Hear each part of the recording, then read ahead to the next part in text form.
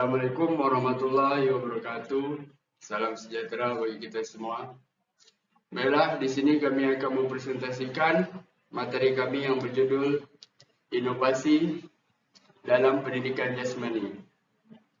Inovasi pembelajaran pendidikan jasmani kendati pun merupakan sebuah keharusan, namun dalam aplikasinya harus tetap mengarah pada upaya pencapaian tujuan pendidikan jasmani. Marilah kita masuk ke pembahasannya. Lebih baiknya kita perkenalkan diri. Nama saya Emerson Maulana sebagai moderator. Di sebelah kanan saya, Nama saya Fazal Yadi. Di sebelah kanan saya, Nama saya Safira Syahani. Yang di belakang saya, Saya Serat Negara. Ya, baiklah, langsung saja kita masuk ke pembahasannya yang akan dijelaskan oleh Fazal Yadi.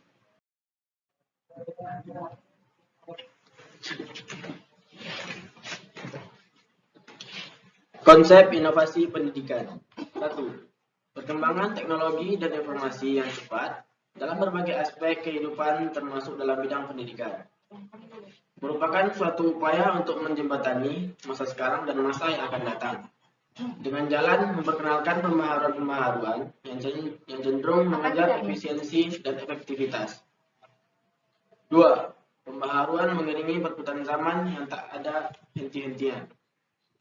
Berputar sesuai dengan kurun waktu yang telah ditentukan.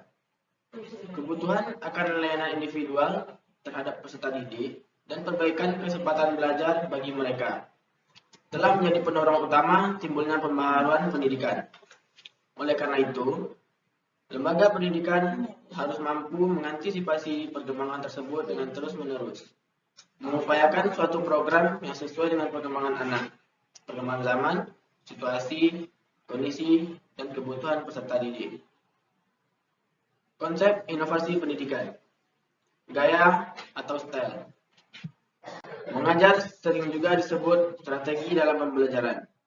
Ada berbagai macam bentuk inovasi pendidikan jasmani dan olahraga. Di antaranya yaitu strategi pembelajaran komando, strategi tugas individu atau latihan, strategi pembelajaran resiprokal, strategi guided discovery, strategi pembelajaran inquiry.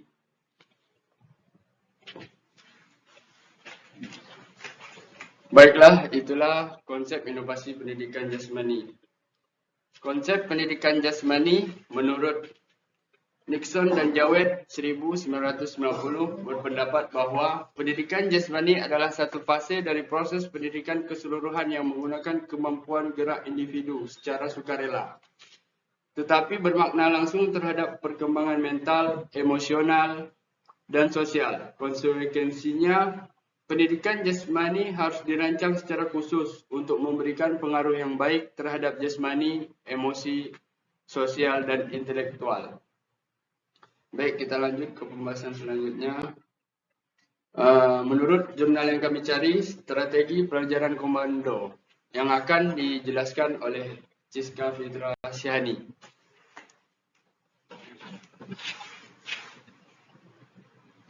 Menurut jurnal yang kami cari,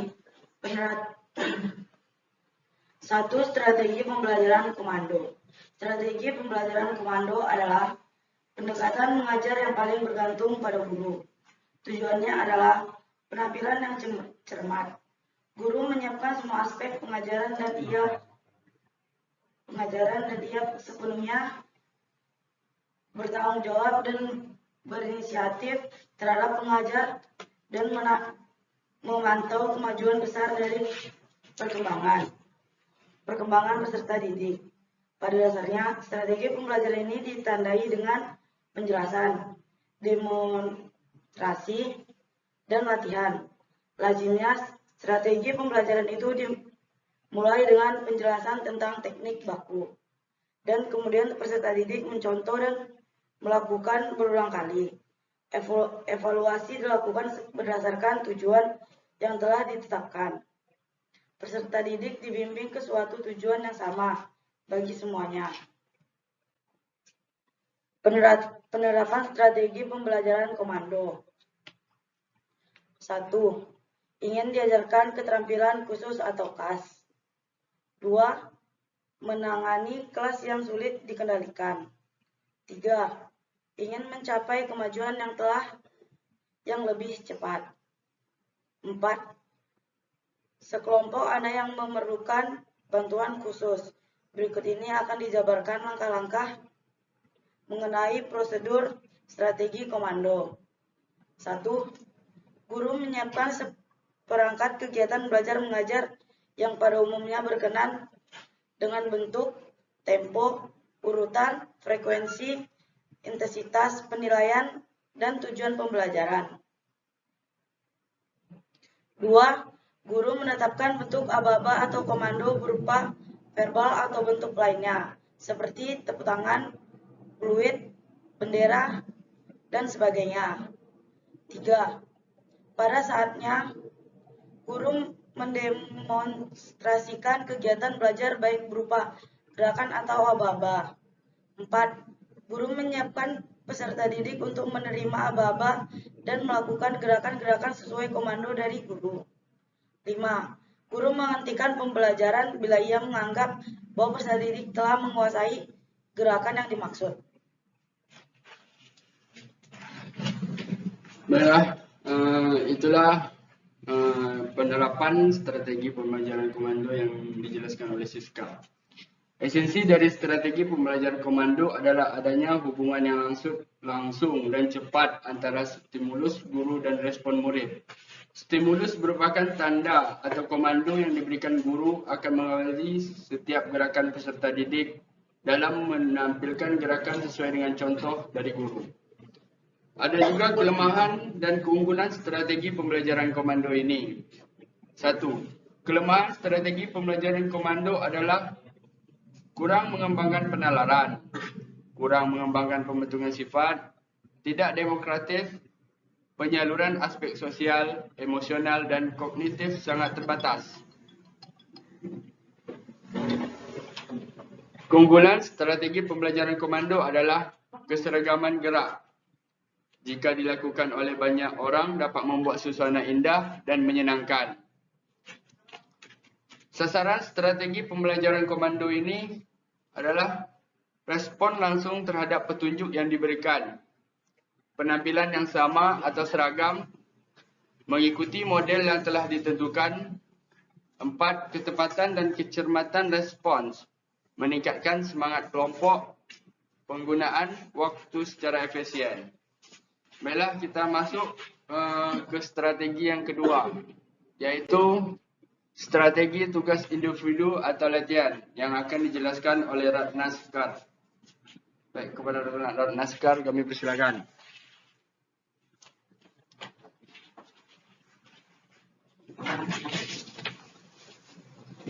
Strategi tugas individu atau latihan. Dalam strategi pembelajaran ini, peserta didik diberikan waktu untuk melaksanakan tugas secara perorangan. Sedangkan guru memberikan umpan balik kepada semua peserta didik secara perorangan. Di sini guru bertanggung jawab untuk menentukan tujuan pengajaran, memilih aktivitas, dan menetapkan tata urut kegiatan untuk mencapai tujuan pengajaran. Strategi pembelajaran individu juga dikenal dalam istilah strategi pembelajaran latihan. Hal ini sangat sesuai dengan pembelajaran dalam penguasaan teknik dasar. Ciri-ciri strategi tugas individu, rumusan tujuan, pemilihan aktivitas belajar, dan urutan kegiatan belajar ditentukan oleh guru. Peserta didik hanya diberi kebebasan dalam menentukan tempo latihan. Penerapan strategi tugas individu. Tugas diberikan secara lisan atau tulisan. Tugas lisan atau tulisan dibuat secara jelas dan singkat. Peserta didik melakukan tugas dengan kemampuannya, kelemahan dan keunggulan strategi tugas individu. Kelemahan, kurang mengembangkan kreativitas. Tugas yang kurang jelas dan terlalu panjang dapat menimbulkan lupa bagi sebagian anak dapat menghindari dari tugas sebenarnya. Keunggulan, guru dapat memberikan umpan balik secara individu, dapat mengembangkan rasa tanggung jawab. Strategi belajar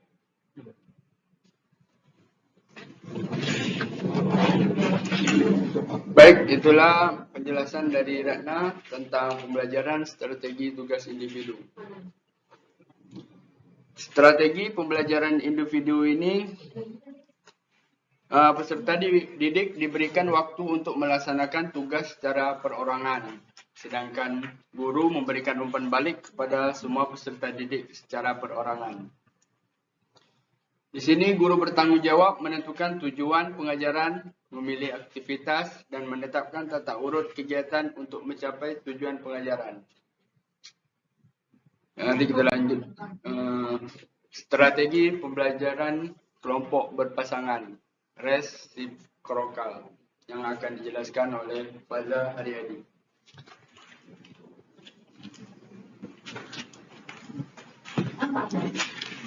Strategi belajar kelompok berpasangan atau resiprokal.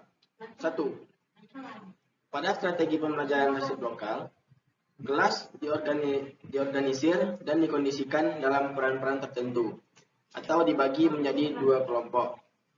Ada peserta didik atau peserta didik yang berperan sebagai pelaku dan sebagai observer atau pengamat terhadap aktivitas yang dilakukan oleh kelompok pelaku. Sedangkan guru sebagai fasilitator, kelompok peserta didik yang bertindak sebagai observer mengamati tampilan atau aktivitas yang dilakukan oleh temannya atau pelaku dengan membawa lembar observasi atau pengamatan yang telah disusun oleh guru. Selanjutnya, observer tersebut mengevaluasi tampilan dan kawannya bertindak sebagai pelaku. Strategi belajar kelompok berpasangan atau resiprokal.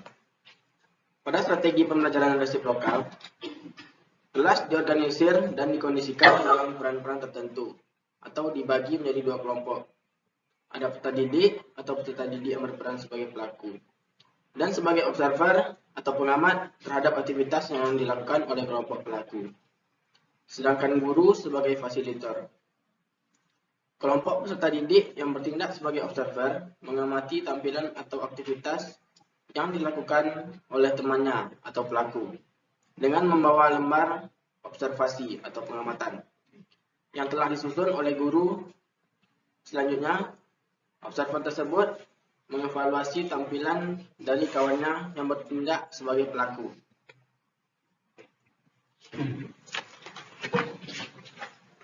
Keunggulan strategi belajar kelompok berpasangan atau resiprokal.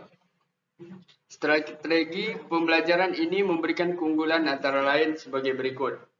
1. Memberikan umpan balik seketika tanpa ditunda-tunda yang mempunyai pengaruh nyata terhadap proses belajar peserta didik. Umpan balik ini berupa informasi tentang apa yang diperbuatnya, baik yang benar atau yang keliru. 2. Dapat mengembangkan cara kerja dalam tim kecil sehingga aspek sosialnya berkembang. Meningkatkan proses belajar mengajar dengan cara mengamati secara sistematik gerakan atau pokok bahasan dari teman. Pada dasarnya, mengamati kegiatan belajar teman itu merupakan suatu proses belajar mengajar juga. Baik, di sini saya akan membacakan kelemahan pembelajaran belajar kelompok berpasangan atau resiprokal. 1. Sering menimbulkan situasi yang emosional antar pelaku dan pengamat yang disebabkan pengamat berlaku berlebihan dalam menyampaikan informasi yang bersangkutan. Perilaku yang berlebihan antara lain menyampaikan dengan nada mengejek, menghakimi, berstrategi pembelajaran menguruni yang serba tahu. Kita lanjut ke pembahasan selanjutnya, strategi guided discovery yang akan dibacakan oleh Ratna Sekar. Kepada Ratna Sekar kami persilakan.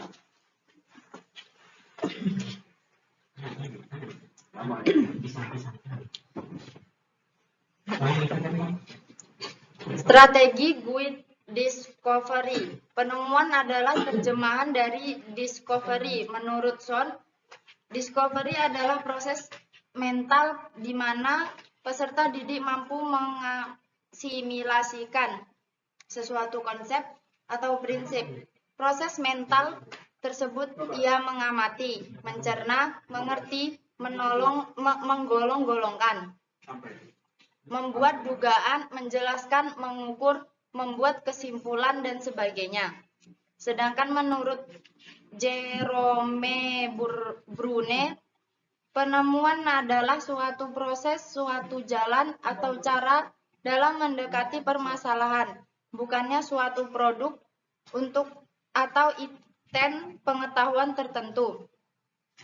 Dengan demikian, di dalam pandangan Brunner, belajar dengan penemuan adalah belajar untuk menemukan di mana seorang peserta didik dihadapkan dengan suatu masalah atau situasi yang tampaknya ganjil sehingga peserta didik dapat mencari jalan pemecahan. Model penemuan terbimbing menempatkan guru sebagai fasilitator. Dalam model ini, peserta didik didorong untuk berpikir sendiri, menganalisasi sendiri, sehingga dapat menemukan prinsip umum berdasarkan bahan atau data yang telah disediakan guru. Metode penemuan pembelajaran adalah suatu proses pembelajaran di mana dalam proses belajar mengajar guru memperkenankan peserta didik menemukan sendiri informasi yang secara tradisional.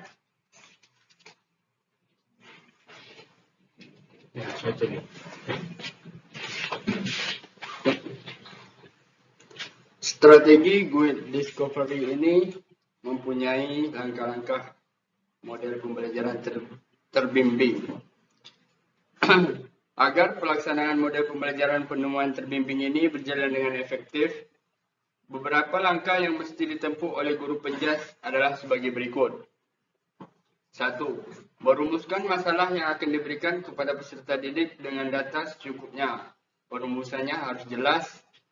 Hindari pernyataan yang menimbulkan salah tafsir sehingga arah yang ditempuh peserta didik tidak salah.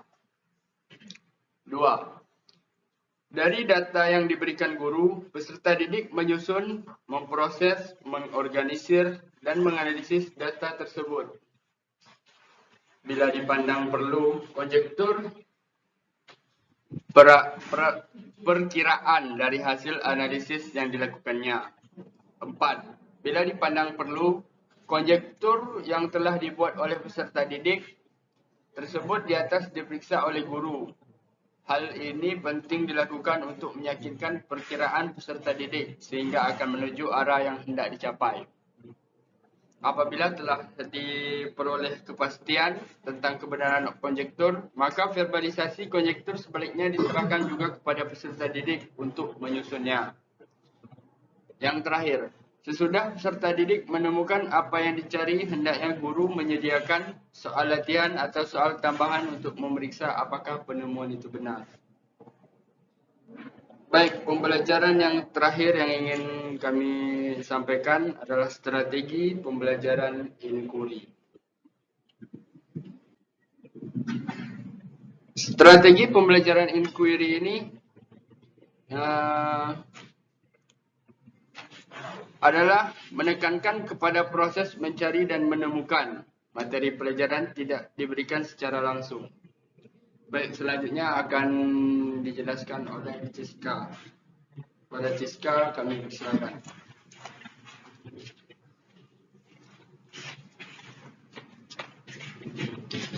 Strategi pembelajaran inquiry. Strategi pembelajaran inquiry menekankan kepada proses mencari dan menemukan. Materi pembelajaran ini diberikan secara langsung. Peran peserta didik dalam strategi ini adalah mencari dan menemukan sendiri materi pelajaran. Sedangkan guru berperan sebagai fasilitator dan pembimbing serta didik untuk belajar. Strategi pembelajaran inquiry merupakan rangkaian kegiatan pembelajaran yang menekankan pada proses berpikir kritis dan analitis untuk mencari dan menemukan sendiri jawaban dari suatu masalah yang dipertanyakan. Proses berpikir itu sendiri biasanya dilakukan melalui tanya jawab antara guru dan peserta didik. Strategi pembelajaran ini sering juga dinamakan strategi heuristik yang berasal dari bahasa Yunani, yaitu heuristein, yang berarti saya menemukan.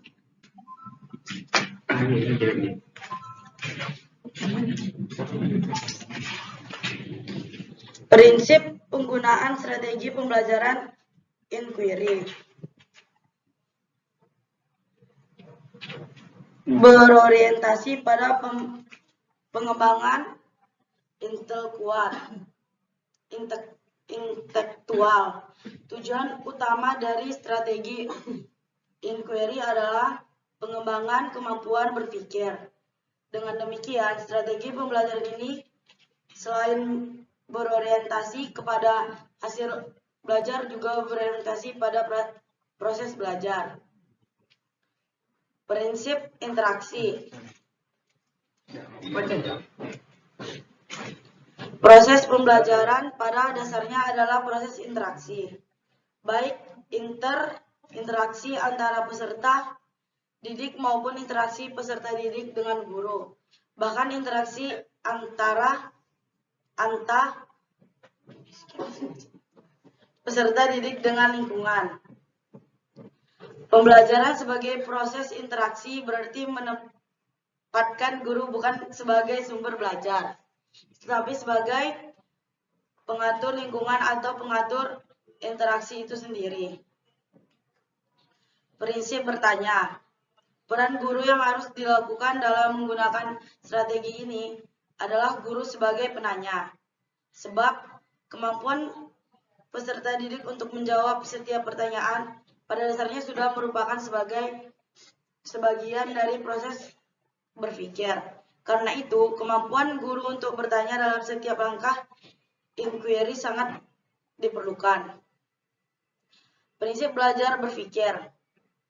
Belajar bukan hanya mengingatkan sejumlah fakta, akan tetapi belajar adalah proses berpikir, yakni proses mengembangkan potensi seluruh otak. Pembelajaran berpikir adalah pemanfaatan dan menggunakan otak secara maksimal. Prinsip keterbukaan. Pembelajaran yang bermakna adalah pembelajaran yang menyediakan berbagai kemungkinan sebagai hipotesis yang harus dibuktikan kebenarannya.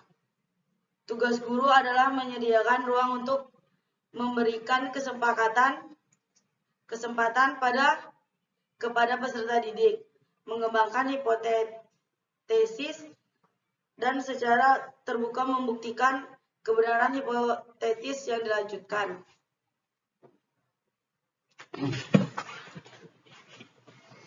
Baiklah, itulah 6 strategi pembelajaran menurut jurnal yang kami cari. Jika inovasi merupakan sebuah cara, maka cara tersebut tetap berorientasi pada pencapaian tujuan pendidikan jasmani. Antara upaya inovatif dan pencapaian tujuan terjadi sebuah ikatan yang kuat dan jelas. Inovasi dalam pembelajaran penjas justru diharapkan mempertegas dan memperkuat arah menuju pencapaian tujuan pendidikan jasmani tersebut.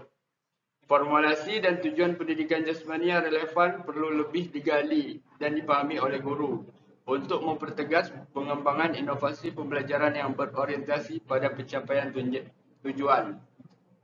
Berbagai definisi dan tujuan pendidikan jasmani yang masih relevan dengan situasi kekinian. Masih banyak ahli memberikan definisi yang formulasi tujuan pendidikan jasmani.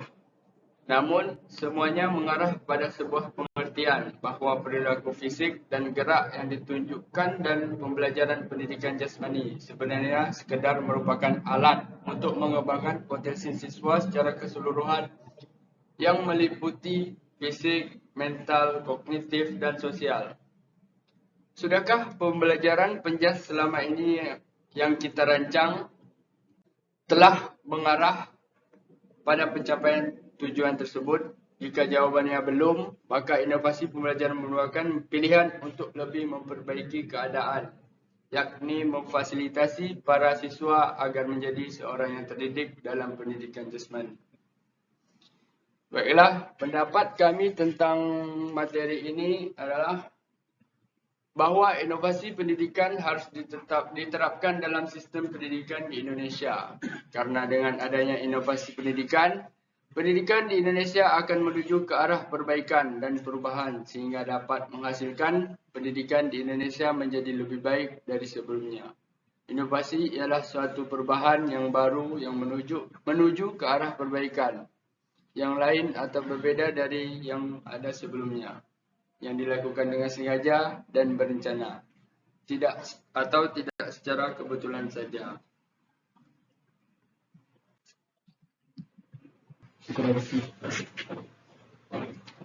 Secara umum, inovasi diartikan sebagai pembaharuan atau perubahan yang terjadi dari suatu keadaan yang lain yang berbeda dengan keadaan sebelumnya.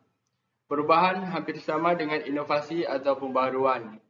Dalam perubahan, proses terjadinya bisa berlangsung secara alami. Tetapi suatu perubahan dikatakan inovasi apabila perubahan tersebut dilakukan dengan sengaja untuk memperbaiki keadaan sebelumnya agar lebih menguntungkan bagi peningkatan kualitas hidup, terutama dalam dunia pendidikan yang erat hubungannya dengan kemajuan suatu bangsa. Permasalahan-permasalahan yang dihadapi dalam bidang pendidikan sayangnya perlu mendapatkan pemecahan yang tepat. Artinya, harus diselesaikan secara sistematis, bertahap dan berencana. Hal ini disebabkan karena masalah pendidikan merupakan masalah yang kompleks. Oleh karena itu, pendidikan harus selalu berubah ke arah yang lebih baik. Tanggapan kami, peranan pendidikan merupakan faktor penting dalam upaya menyelesaikan masalah dalam kehidupannya. Tingkat kemajuan suatu bangsa juga dapat ditinjau dari tingkat pendidikan bangsa itu sendiri. Semakin baik tingkat pendidikan masyarakat, semakin maju pula bangsanya. Sebaliknya, semakin terpuruk dan rendahnya pendidikan suatu bangsa, maka bidang pendidikan di negara tersebut dapat semakin terhambat. Baiklah, itu saja presentasi materi kami tentang konsep inovasi pendidikan jasmani. Jika ada kurang dan salah, kami mohon maaf dan dapat dimaklumi. Kami mohon maaf. Wabillahi taufiq wal hidayah. Wassalamualaikum warahmatullahi wabarakatuh.